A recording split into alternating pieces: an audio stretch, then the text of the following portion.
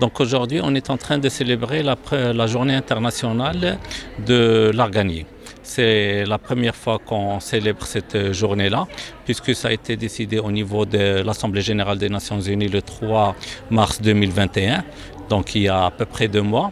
Et donc là, au niveau de la faculté de sciences, on est en train de la célébrer, parce que pour nous, l'arganier est très important. Déjà, il y a 35 ans, on est le premier à avoir commencé à travailler sur l'arganier. Donc on a beaucoup de recherches, on a mis en place beaucoup de recherches sur l'arganier, beaucoup plus sur le côté chimique et aussi sur le côté qui a un rapport avec la biologie. Sur le côté chimique, c'est beaucoup plus pour la valorisation de l'arganier, du fruit jusqu'au l'arbre, jusqu'à la forêt, jusqu'à l'arganerie. Et pour le côté biologique, donc on a travaillé un petit peu sur l'arganerie, sur les endroits où se trouvent les arganiers, sur leur résistance par rapport à ça, l'étude génétique des arganiers, ainsi de suite. Donc on a une grande histoire avec l'arganier, c'est pour ça que cette journée, elle représente beaucoup pour nous au niveau de la faculté de sciences. Et c'est ce qui a fait qu'on est, à la faculté de sciences, on est le premier producteur scientifique par rapport à ce domaine-là, c'est-à-dire sur le domaine de l'arganier. On a à peu près une centaine d'articles scientifiques qui sont édités dans des journaux internationaux scientifiques de grande qualité, indexés, et ça nous met à la première place, le leader par rapport à la production scientifique, aux articles scientifiques qui sont produits par la recherche sur l'arganier. Et aussi, on a dépassé un petit peu cette mission de la formation et de la recherche scientifique. On a aussi beaucoup de formations qui s'occupent un petit peu des produits de terroir, et parmi eux les arganiers.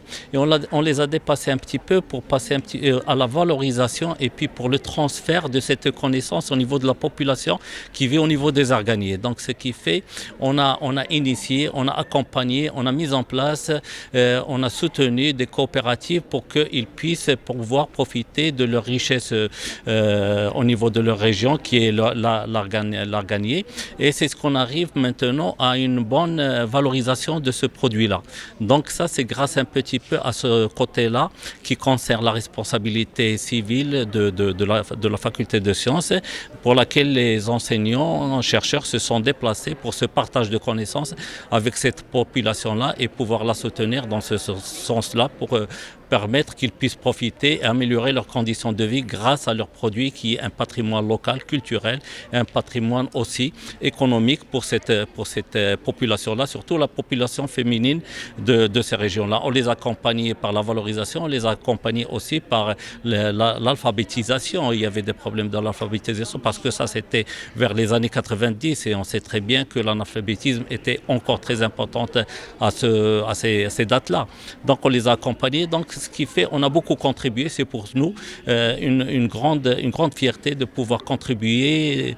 Et on a eu la présence de Monsieur le ministre, de plusieurs personnalités, de l'ICESCO, l'ALESCO, de l'UNESCO.